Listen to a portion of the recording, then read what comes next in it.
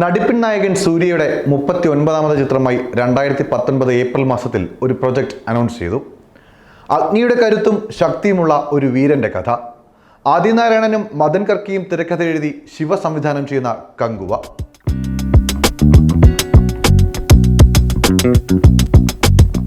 Kanguva A mighty valiant saga എന്ന ചിത്രത്തിന്റെ teaser കഴിഞ്ഞ ദിവസം പുറത്തു വന്നു. ഫസ്റ്റ് ലുക്ക് പോസ്റ്ററും അപ്ഡേറ്റുകളും ഗ്ലിംസുകളും കണ്ട് ത്രില്ലടിച്ചിരിക്കുന്ന ആരാധകർക്കും സിനിമാ പ്രേമികൾക്കും പ്രതീക്ഷിക്കാൻ ഇനിയും ഒരുപാടുണ്ടെന്ന് വ്യക്തമാക്കുന്ന ഒരു ഐറ്റം.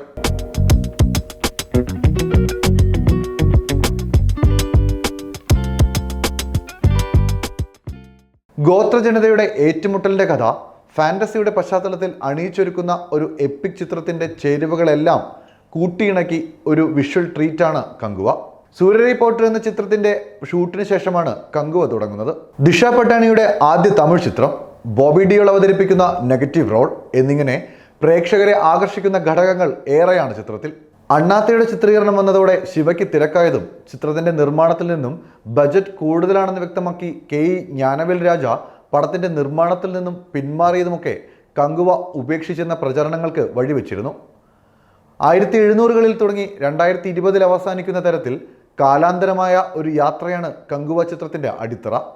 ഈ കാലഘട്ടങ്ങളിലൂടെ നായക കഥാപാത്രം ഒരു ലക്ഷ്യത്തിനായി നടത്തുന്ന പോരാട്ടങ്ങളാണ് പ്രമേയം.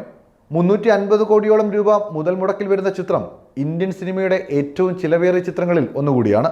സൂര്യ ഇരട്ടവേഷത്തിലാണ് ചിത്രത്തിൽ എത്തുന്നത് എന്ന അഭ്യൂഹങ്ങൾ ഇതിനോടകം പുറത്തു വന്നിട്ടുണ്ട്. കങ്കുവയും ഉധിരനും തമ്മിലുള്ള പോരാട്ടത്തിന്റെ കഥയാണ് ടീസറിലും വ്യക്തമാക്കുന്നത്. മനോഹരമായ ഗ്രാഫിക്കൽ വർക്കാണ് ചിത്രത്തിൻ്റേത്. 2 ഗോത്ര തലവന്മാർ തമ്മിലുള്ള ഏറ്റുമുട്ടലാണ് ടീസറിൽ വ്യക്തമാക്കുന്നത്. കങ്കുവയ്ക്ക് ഒത്ത എതിരാളിയാണ് ഉധിരൻ എന്ന് വ്യക്തമാക്കുന്നുണ്ട് ടീസറിലെ രംഗങ്ങൾ. മികച്ച ആക്ഷൻ സീനുകളാണ് ചിത്രത്തിൽ. ദേവിപ്രസാദാണ് ചിത്രത്തിന്റെ സംഗീത സംവിധാനം. വെട്രി പളനിസ്വാമി ക്യാമറ ചലിപ്പിച്ച ചിത്രത്തിൽ ആർട്ട് വർക്ക് മിലനും സ്റ്റണ്ട് സുപ്രീം സുന്ദറുമാണ് നിർവഹിച്ചിരിക്കുന്നത്. ചിത്രം ഓഗസ്റ്റിൽ തിയേറ്ററിൽ എത്തുമെന്നാണ് പ്രതീക്ഷിച്ചിരുന്നെങ്കിലും കൃത്യമായ തീയതി ഇതുവരെയും പുറത്തു വന്നിട്ടില്ല.